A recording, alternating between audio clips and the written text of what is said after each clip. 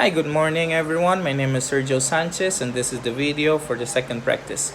Teacher Evelyn, I know this is not the proper way to do the video since we had to simulate a check-in process from home, but I'm gonna explain that I'm really short on time because of my job, and also I don't know how to edit videos and do those type of videos. I do apologize, but I know it's not an excuse.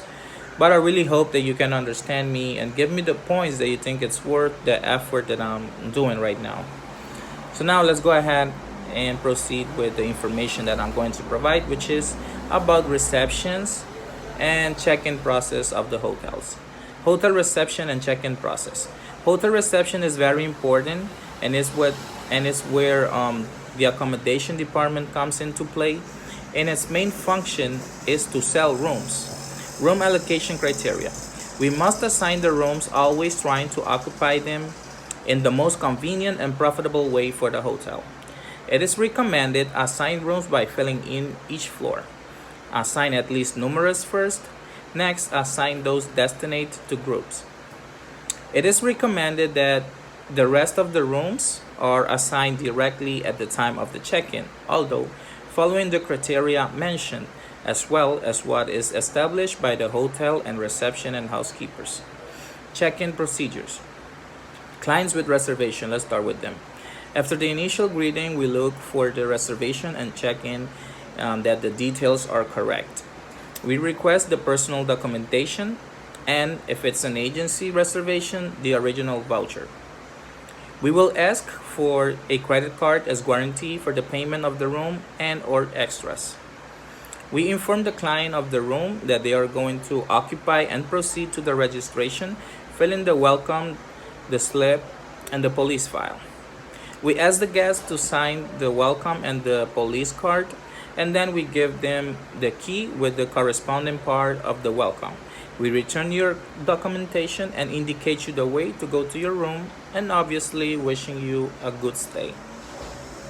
We introduce the slip in the card rack.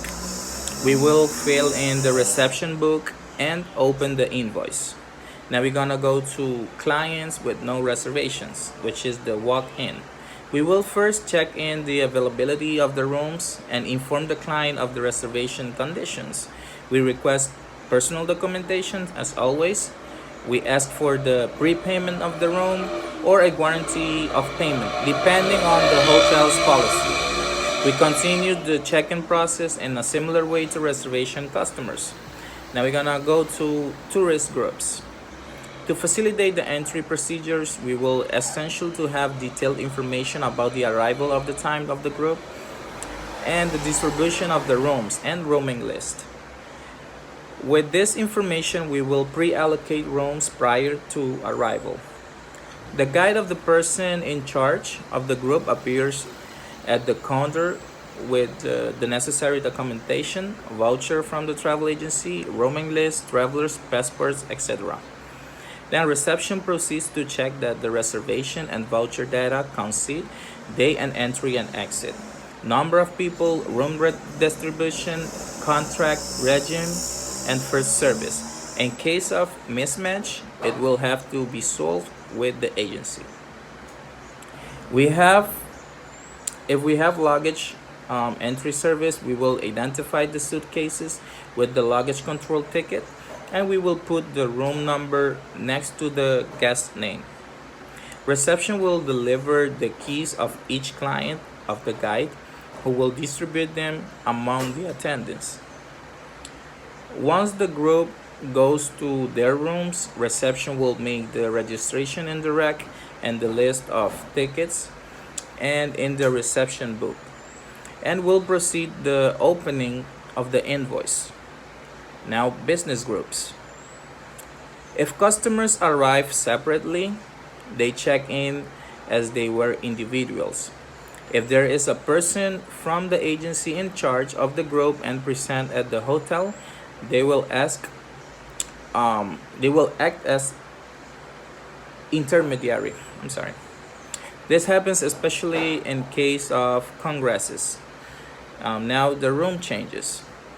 Room changes in the vast majority of cases are reasons for the client.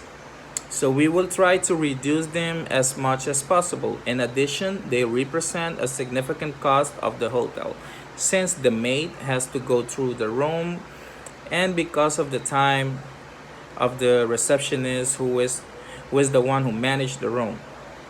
Room changes are reduced with a good room assignment. Now we're gonna pass to tourist information and concierge. The concierge department supports the rest of the department in providing quality personalization services. It is common in high-end establishments with a distinguished clientele.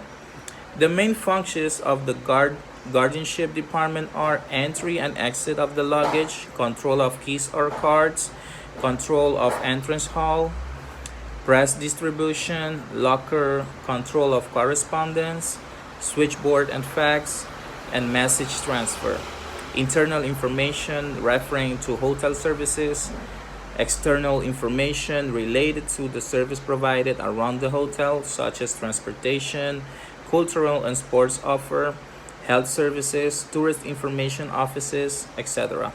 Customer orders purchases of tickets for shows, car rental, printing of boarding passes, etc. And for the last, wake up service. That was all for today. I hope that you enjoyed the video. Till the next time.